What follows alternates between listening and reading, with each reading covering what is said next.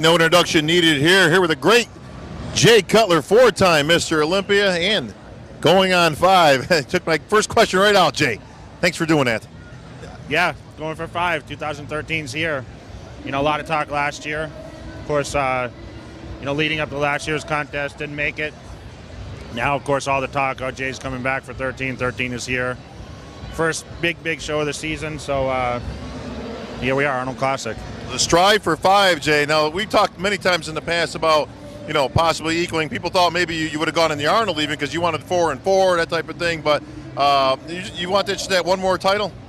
Yeah, you know what? I did actually consider going in the Arnold, and I would have loved to have gone and competed here, but I was doing a whole crazy bus tour with BPI Sports, and of course now launching into 13. We're here now with the coming soon of the Jay Cutler Elite Series supplements, and I'm in my training now, and I'm getting ready. I'm doing a big European tour, a big launch out here in April and May, and then I'm going to lock down for the Olympia in June. Jay, how's that new Jay Cutler Signatures, the Elite Series you got out? Yeah, you know what? I've been testing this new product I have right over here called the Legends. It's a pre-workout. It's unbelievable. So I'm excited about it, actually. And I take it you're involved right from the very ground. I know you like to not just be the face out there, but you actually like to get involved with the formulation and literally know everything about the product. You know what's funny is, I started working with BPI last summer, and of course I worked under the BPI brands, EXT, obviously a great partnership with GNC, and, all out there. 1MR, of course, is a major product, but, the most important thing is, I got involved with the product lines. They learned what works best for my body. I got to test a lot of different things along the way. So our collaboration together now to come out with the Elite Series now, which took obviously months to do, this is upon us now. The launch is here, and we're ready to take over in 2013. Well, that's a lot of stuff on the plate, Jay, obviously, for taking on your old buddy Phil Heath, now a 2-time Mr. Olympia, and obviously he's going to do everything he can to make sure you don't get 5, and you're going to do everything you can to make sure you don't get 3. I mean, it's going to be a tough show. Obviously, me coming back and Phil being as great as he is, there's no question. I mean, not including, Kai Green, you got, Branch Warren, who's probably hungrier than ever, Dennis Wolf, you get Victor returning to stage. I mean, all these guys, it's going to be a tough competition. I know a lot of people count me out, but I feel strong. I'm feeling good. I'm feeling back up to speed, and my body's responding pretty well. Obviously, it's going to come down to, how I nail my condition and how big I come in the contest. It's going to really compare me to those guys. But I've been there, done it before, and, of course, beat the odds.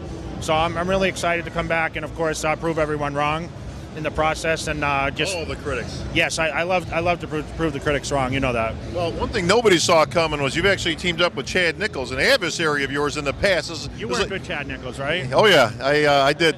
I got some great stories for you.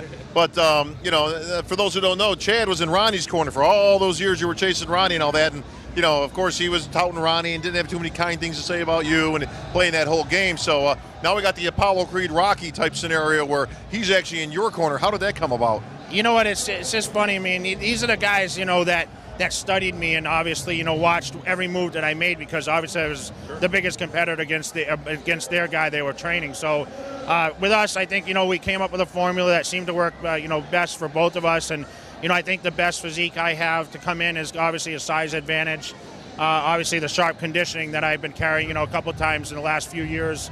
Obviously not being at my best, every single Olympia, but I think I create a really solid package, and I think he's excited. And I wanted to work with a guy solely that's working with me for the Olympia, so all eyes on me.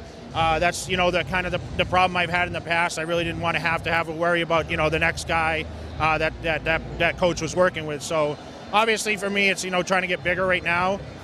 But I think the most important thing is really just bringing in the best package possible under the circumstance and who I'm standing next to in 2013. Jay, I've known you many years, and I know that you're pretty realistic when it comes to bodybuilding, be it yourself or even other bodybuilders. You can pretty much call it the way you see it. Does 100% Jay Cutler of the past beat 100% Phil Heath now, or do you have to bring something different? Do you have to be 110%, as my old college coach would like to say? There's just so many variables that go in, and I mean, we don't even know what the 100% Phil Heath is because he's getting better. People thought 100% they had seen me until 2009. I came back. I mean, people could try to, contradict 2001 to, 2009. It's two different looks, but I think, like I said, it's who you stand next to and competitive with, Kai Greens and Phil Heath. It's the crazy conditioning that has to come with the overall big package. So, I don't really want to sit there and make comparisons. I just want to do my best, obviously, to give the biggest opportunity for me to come back and win the show, but most importantly, give the fans what they want to see. And this whole contest is being built, obviously, the Phil return, comeback. But listen, Phil Heath didn't beat me at my best. I tore my bicep 2 weeks before the show. I lost. So, yes, he won, but I was damaged. People can say that against Ronnie went, but Ronnie had the chance to come back. He failed at coming back and being competitive. Now I'm given that opportunity, the place where Ronnie was in 2007 when he came back. I'm not going to let these guys down, that's for sure. And we obviously like to paint the picture of you versus Phil, but the reality is you've got Kai Green, like I say, a lot of these names that you mentioned earlier, and you just saw Dexter Jackson now into his 40s with a better physique than we saw the previous 2 years, now taking his 4th Arnold Classic title. So clearly progress can be made and physiques can be reinvented even into your 40s. I understand you'll be 40 this year, Jay. I'll be 40 in August. The show's in September. It's only a month apart, but I just like to say, that's right. You can't count anyone out, but right now, looking at the odds, obviously it's stacked. Right.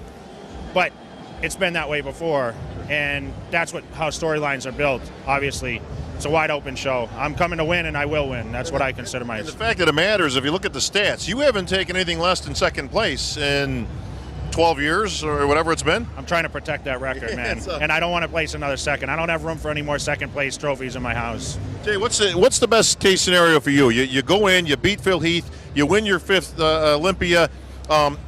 Does that set the stage to ride out on the white horse with the Olympia title and the hand raised in the air and the people standing in in your hometown of Las Vegas? Like, does that set that stage to say, you know what, I'm out, I'm going to retire to champ, or does that just kind of fuel the fire to say, well, maybe 6, like where do you go from there?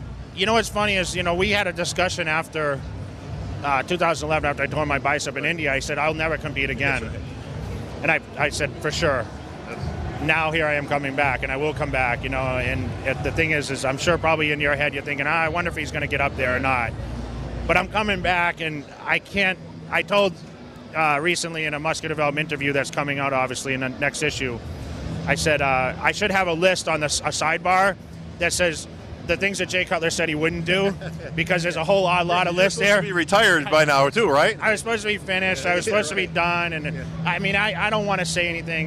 There's no scenario. The scenario is really what comes opportune and what's in front of you, and pretty much I want to keep moving forward and doing a positive thing. That has to be tempting, though. You have to admit, like I said, you go out with the win.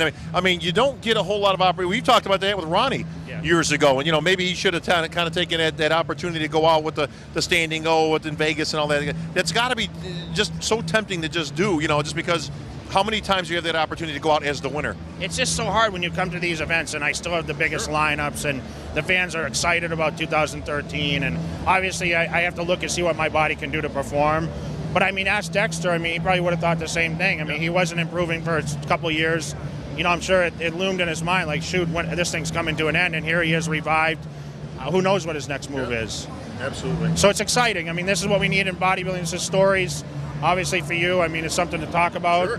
Which you like to talk a lot, so it's good, right? You think so? Yeah. So muscular development, man. This is you hear it here first. This is where it's all about, and we're doing big things over in my camp this year. So I'm excited. All right, you heard it there first, right here, folks, on MD. Jay Cutler, 5-time the Strive for 5 is alive and getting it on here at the Arnold Classic.